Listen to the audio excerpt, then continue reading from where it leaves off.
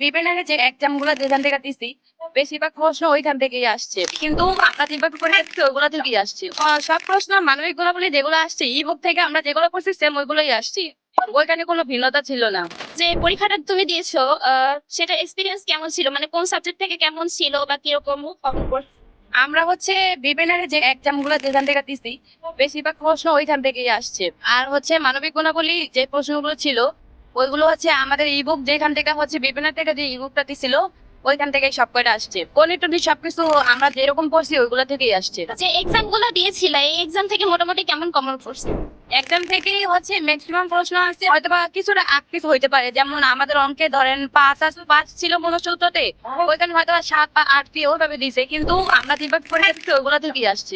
আমাদের যে ই বুকটা দেওয়া হয়েছে মানবিক গুণাবলী ওইটা থেকে মানে কিরকম মনে হয়েছে, যে মানে ই বুকটা পড়ার পর পুরো ইফেক্টিভ ছিল তো?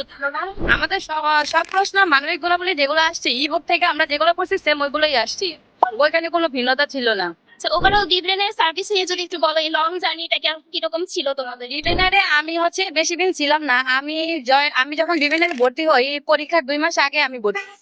তো আমি হচ্ছে আমার পরিচিত ভাবে নার্স হিসেবে কেউ ছিল না, বা নার্সিং এ পড়ার জন্য যে কোর্স করা লাগে এটাও আমি ভাবে জানতাম না। তো আমি হচ্ছে খুব করে একজনের কাছ থেকে খবর পাই, আমি পরীক্ষা লাস্ট মোমেন্টে দেয় ওইখানে ভর্তি হই। তো আমার কাছে মনে হয়েছে যে বিবেনারি বেস্ট। আচ্ছা, এরপর চান্স পাওয়ার পর ইনশাল্লাহ